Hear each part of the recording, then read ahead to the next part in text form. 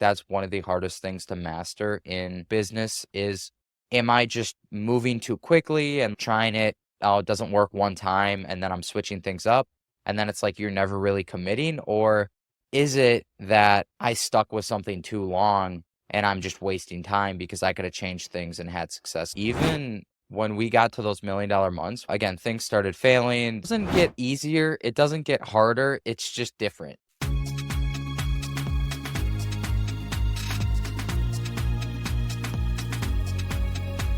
It's time to reinvent. Welcome to the Lessons of Entrepreneurship, the journey of reinvention. I have a special guest for you, Jake Setterlun, from failed companies to scaling to $1 million a month and then losing it all and building it back up again. So you've done the whole thing. Full circle. Absolutely. Full circle. Absolutely. I'm excited to talk to you and for you to share your wealth of experience, because a lot of entrepreneurs who are somewhere in that cycle of either failing or For sure. doing really well or losing it all. There's somebody in all those four spaces. Jake, please let us know what's your mission. Absolutely. Yeah. And thank you so much for having me. My mission is to really help as many people as possible that were in my position or currently are. Again, like you said, I've been on that cycle a couple times now where it's you fail, you have a little bit of success, you fail, success, fails. It's really my mission as of right now to share my story and help as many entrepreneurs as possible, no matter where they're at. What is the hardest part? I think people are really interested. Am I in the hardest spot or is the hardest spot still coming? What would you say hit you hard in all those phases or hit you the hardest? That's a really good question. I feel like it doesn't get easier. It doesn't get harder. It's just different. So when you're first starting out, there's different things that are hard. Like you want to make your first dollar, and then it's how do I make my second dollar and build systems and build teams. But then it's like when you get to that point where you have teams, it's okay, this thing broke, or I'm dealing with team drama, or this person quit, fell off the face of the earth, and now we have to replace them. So I feel like it's just getting comfortable dealing with those different problems and comfortable facing those challenges. I don't think it's that it gets easier or gets harder. It's just different. The way in which you handle stress probably is one of the biggest indicators, really, as much as, yes, there's knowing about business and knowing when the right thing is to do. Would you say that's true from your experience? Yeah, I think so. And unfortunately, I've been doing this for so long. I feel like sometimes you hit it spot on. I can be like emotionally numb, where it's just like a robot. You don't really process things, you just do and you react. So it absolutely does have to do with how do you deal with stress? How do you deal with your emotions? And can you put those things aside to do what's in front of you and tackle the challenge that is ahead? I'm a super fan of Russell Brunson. So when I saw the two Comma Club Awards, I said, you've got to tell us about that, because there's always a story to the two Comma Awards. It's so funny because I'm a big fan of him too. And I actually got my start in marketing doing funnels. From day one, I always saw people with these awards and I was like, one day I just want one of those little gold ones. And then you get into marketing, you start building these businesses and you learn from people with those awards. And I found a good partner, and that partner led me down the road of real estate and doing marketing for real estate agents. We found a really good offer and the two things clicked and things shot up, and that's led to having all those awards. Having a lot of success is really finding that partner, finding the right offer, and then really growing from there. But there's a story behind every single one of those, I will have to say, that goes deeper than just finding the right partner. Tell us your favorite one, because people love a story. Every single one of them represents a different company, a different offer. Starting with the first one and first company, we were in real estate, and me and this individual, this was right around 2019, 2020. We were doing marketing and we were having a little bit of success. So our offer was done for you advertising and marketing. It was like, hey, Mr. and Mrs. Real Estate Agent, we can help you grow your business. We can market you online. And it was going really well. This done for you program was a monthly fee that they were paying us. And we had gotten up to about 20 or 30 customers. So again, just the two of us, we quit our jobs. I'm out of school. Like, it's going well. Unfortunately, this is right when COVID was starting to flourish, and we lost about like 80% of our customers, 80, 90%. And we were like, okay, like nobody wants to commit to this monthly fee because nobody knows what's going to happen next month. So we changed our offer into, instead of it being this done for you marketing with a monthly fee, it was a one-time cost. We're going to set you up this marketing system. And then on the back end, it's yours for life. You can pay us a little bit for support, $100 for support every single month, but it's your system. And by us changing that offer and really strategizing and making it this one-time purchase, it allowed us to scale the business because we also found very quickly that real estate agents want to be involved. They actually have a little bit of understanding of marketing, and not all of them have the budget to pay just these crazy monthly fees that everybody else was charging. Obviously, COVID was terrible for everybody, but for us, it helped us position our product a little bit better in the industry that we were in.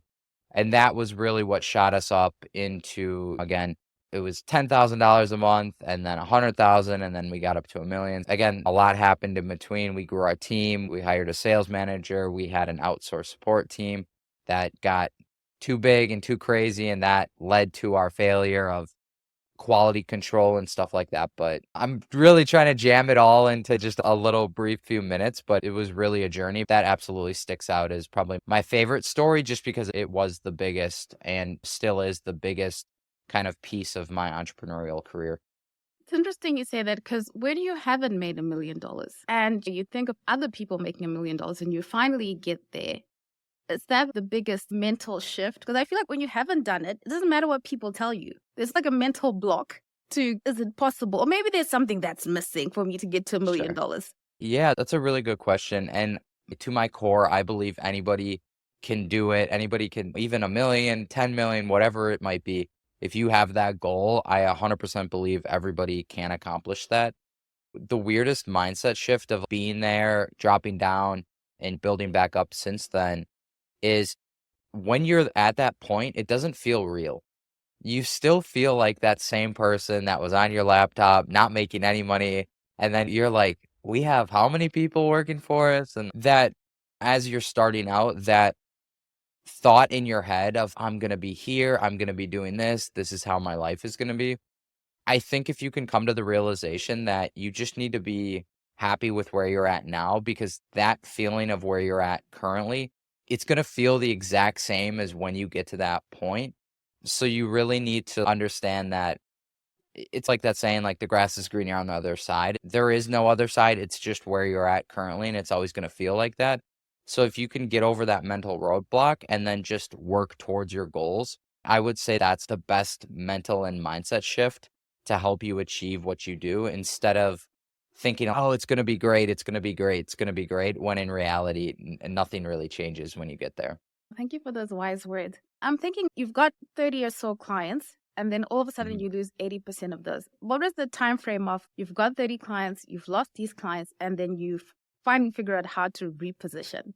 It was about a 6-month period where, and funny enough, that new offer, that new program that we ended up selling, a year ago, he was one of our first clients, actually. We had sold a very similar package.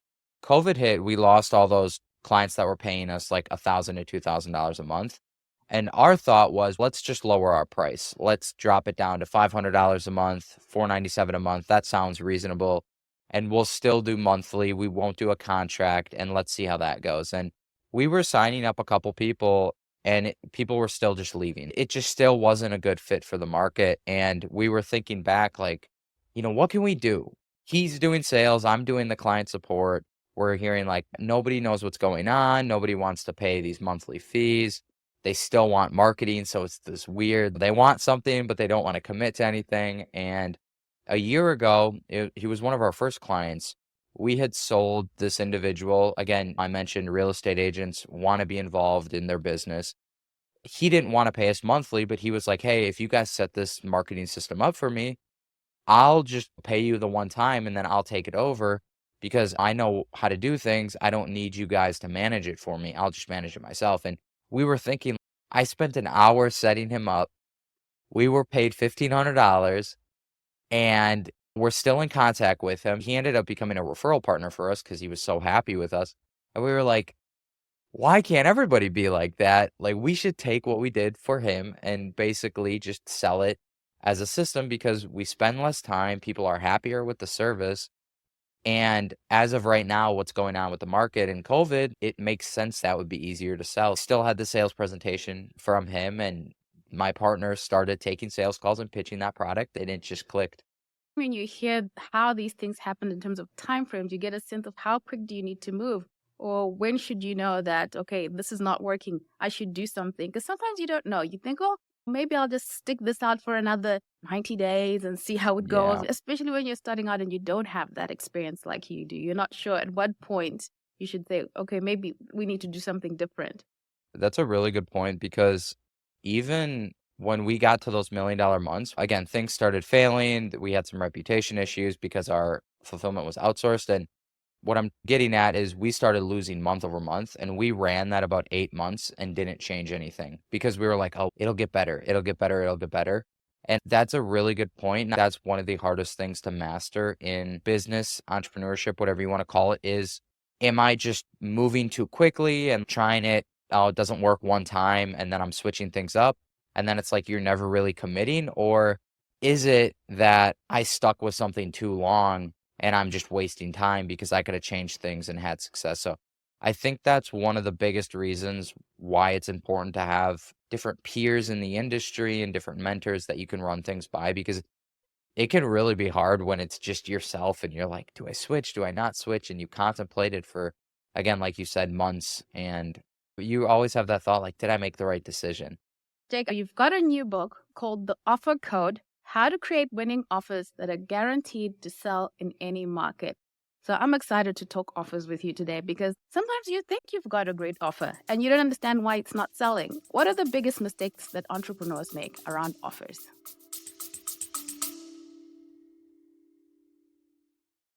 Hey, small business family, quick pause here. If you've been listening and thinking, I need help getting clear on my message and how to actually market this amazing thing I've created, I've made something just for you.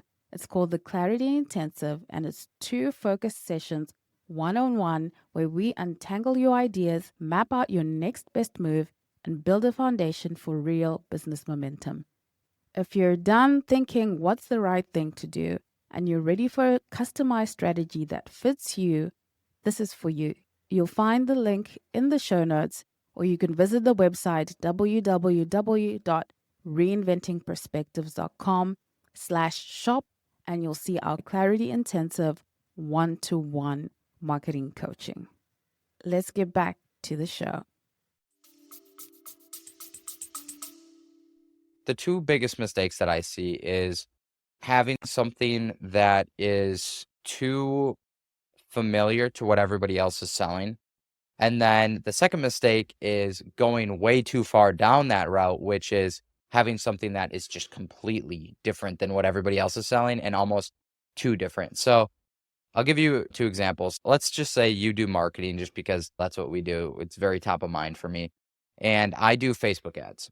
My neighbor does Facebook ads. I'm sure there's 1,500 people in my city that do Facebook ads, which means everybody does it. And when I start selling a product that is just like everybody else, I start getting compared to this person, and I'm just causing competition for myself for absolutely no reason by selling the exact same service as everybody else. It's very similar to if I was picking a lawyer, I have this option and they all do the same thing. They all have legal services. Now, the flip side of that is, okay, like I can't sell Facebook ads, so I'm going to sell Spotify ads. That's just way too alien. I use that analogy a lot where your offer is just completely alien, because if I'm pitching Spotify ads, people are going to be like, I didn't even know that existed. I don't even know if that works. It's not proven. I haven't heard anybody have success with Spotify ads. So it's like now I have to educate them and just convince them that thing works. People know that Facebook ads work, so I don't have to convince them of that, but I have to convince them that Spotify ads works. I like to call it the purple ocean. I talk a lot about that in the book, where you have the red ocean, which is when you're competing with everybody and it's just bloody water everywhere. Everybody's price shopping and it's just a lot of competition. You have the blue ocean, which is super unique, nobody around, but there's challenges in having a blue ocean offer as well. So a purple ocean is when you take a red ocean offer, so something like Facebook ads, you put a spin on it and you say, I have this omnipresent marketing system with voice AI that helps chiropractors grow their business. Part of that system is Facebook ads, part of that system is voice AI. Now you're still competitive, it's Facebook ads, but I have this uniqueness because we have voice AI involved. So now it's this purple ocean offer where I'm in the red ocean, I'm still selling Facebook ads, we're still selling advertising, but it's just unique enough that I'm separated out from the competition, and somebody can't go to the other Facebook advertiser and say, "Oh, they're similar. I'm gonna go see what they do." And then we're able to be like, "They don't have voice AI, so you can go talk to them, but they don't do what we do." So that's my favorite thing, and what I recommend to everybody in terms of offers is really understanding your market. How can you be unique with not being too alien? That's such a good one. When you said Spotify, I said I can imagine some people with the Apple phones asking you, "Where is it? Can you show me where it is?" Absolutely, And absolutely. then how does it work? And then, okay, what are you talking about? That's the whole day. 100%. And they still won't Absolutely. buy. I know that. You know it too well. You just educated them and they learned something. They're really happy about that, but not happy enough to buy it. They have no need for it. I'm so excited about it because office is one of those things where you think what you have to give to the market is an obvious sell. And sometimes it's not selling. How would you say, like a test, a litmus test maybe, to say if it really is a great offer, or is it really a great offer? It sucks, right? Because I could have the greatest product in the world and the greatest offer, but if my market doesn't want to buy it or is not reacting to it, unfortunately, you have to go with what the consumer wants, not with what you think the consumer wants. And that can be one of the toughest things in business too. Especially for me, when I got started, I was doing marketing with golf courses and I was like, oh, this is great. I'm not going to have any competition. Nobody does marketing for golf courses. And I realized very quickly it was hard to get appointments. And that's why I shifted into real estate. Didn't really care about that industry, but we had success. And to answer your question, that is absolutely one of the biggest ways to get initial feedback is, am I able to book appointments? Now you can use ChatGPT too and have a little conversation there. But really, it's if I post something on social media or if I run an ad or even send a DM message, if I reach out to somebody or cold call or whatever, if I'm saying, hey, Mr. Business Owner, Mr. Prospect, Mr. Customer, Mrs. Customer, are you interested in this? Whatever I do. And if they're not saying yes, or if 50% of people or 30% of people or whatever it might be are not saying yes, that means you have a bad offer, unfortunately. And you could either take what you have and market it differently, or you could just come up with something completely different. Because that is one thing too, that sometimes it's not about the offer and it's not about the product. It's about how it's marketed, which again goes back into, can you put a twist on what you do to actually solve the problem of the customer? But it's really initial feedback is ask enough people. And if enough people say yes, then it is definitely valid.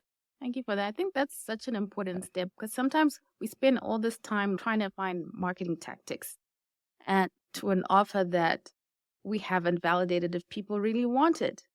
Absolutely. And there's a lot of frustration that comes because you think, oh, maybe if I take this course and I learn how to do this when you're starting out, you think all these crazy things.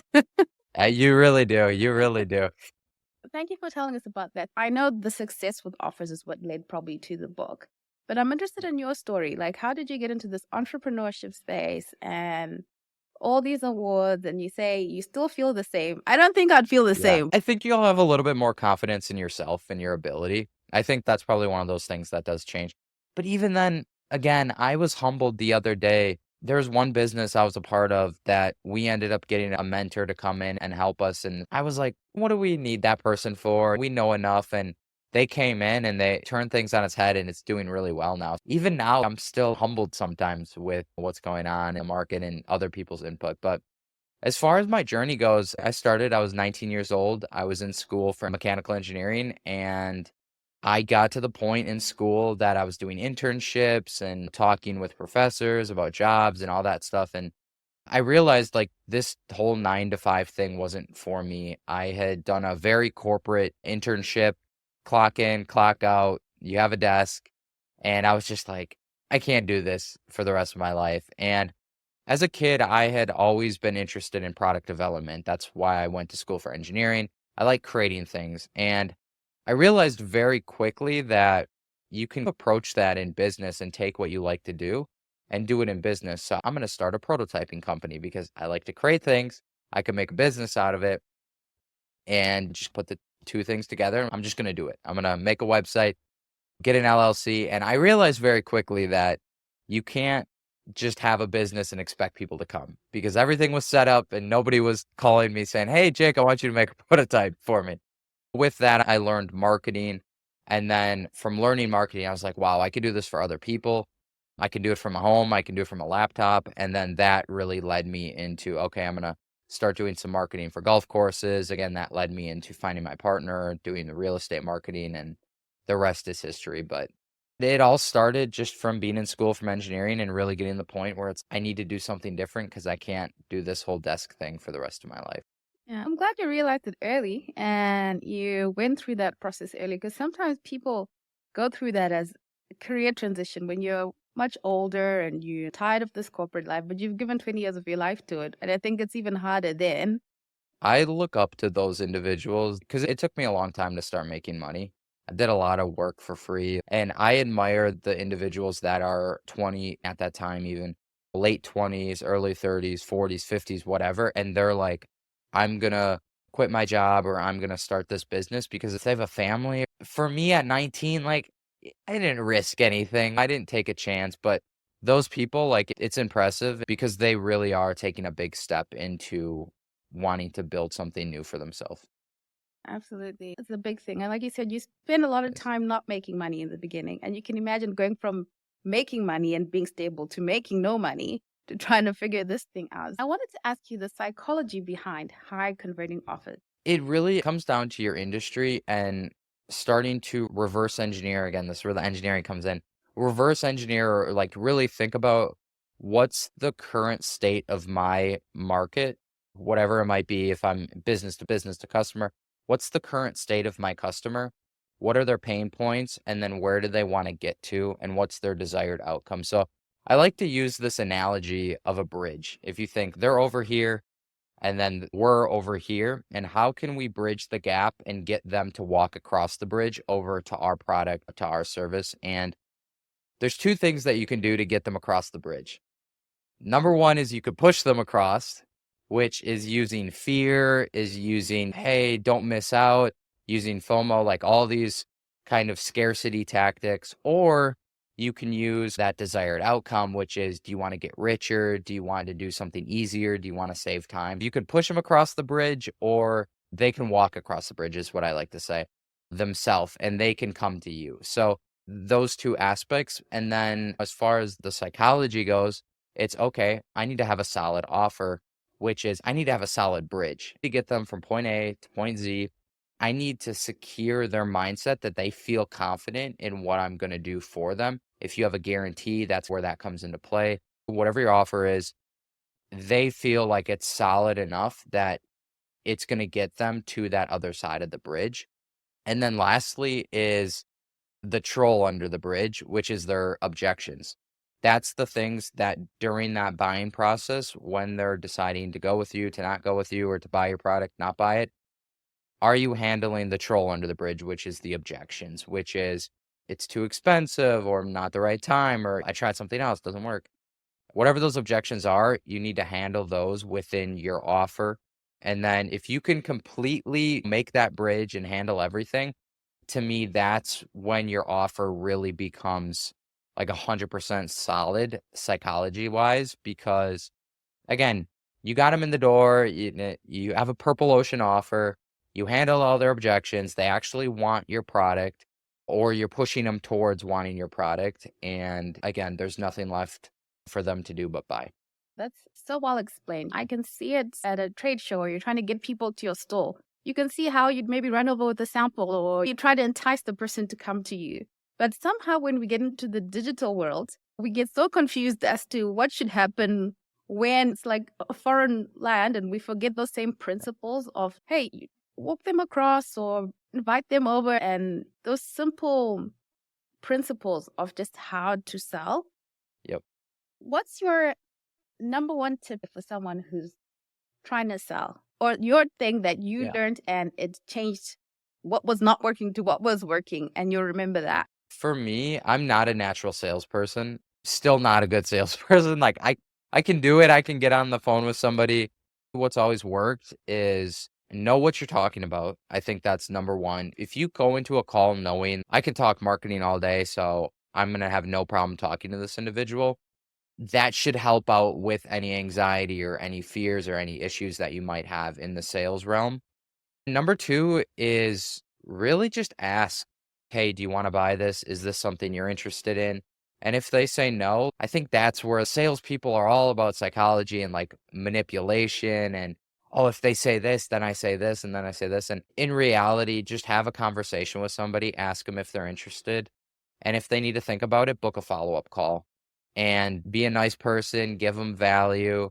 What you said with the free samples too, I think that's huge where people don't want to start work until they get paid.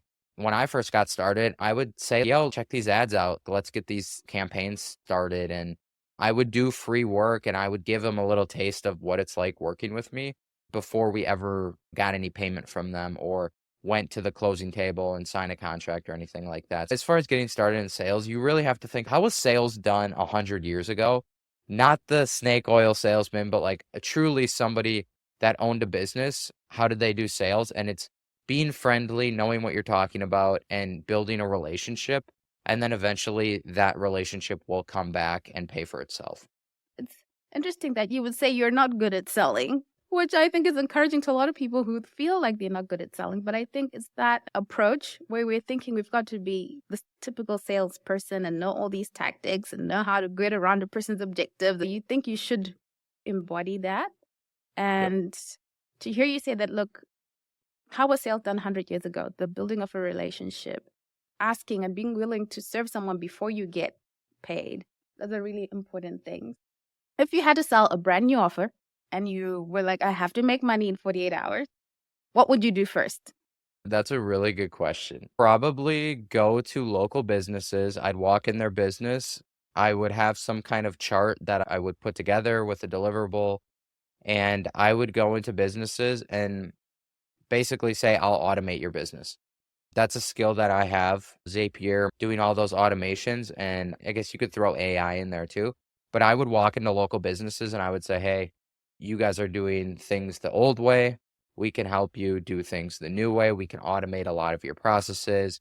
We can send out marketing messages. We'll automate your whole business. If I really needed to make money, obviously I would take money up front. If I didn't need to make money and I had a few months, I would say, let me automate your business, see the result. Let me drive some customers in with you, also with marketing. And then when I'm done, we'll talk about payment. And they would see, okay, wow, like you revolutionized how we do business. And then I would be like, okay, what do you value that at? I would work back and be like, we're saving this person 10 hours a week, this person 50 hours for the month, whatever. What does that cost you over a year? Oh, it's $50,000 over the year. Just pay me 10. And that's how I would do it if I didn't need to make money up front. If I did need to make money up front, I would have those numbers estimated and then I would propose what it's going to cost me by justifying it off of how much time I'm going to save them. Thank you for that. The offer code, how to create winning offers that are guaranteed to sell in any market. I think we got the idea. And please go and buy and read this book. Thank you, Jake, so much for being on the podcast. To the listeners, if you can go to jakesetterlun.com, know more about that. And Jake, please, where can people follow you? Just Optimize Jake on Instagram or jakesetterlun.com. Those are the two. Thank you so much for having me. It's been a pleasure. Thank you.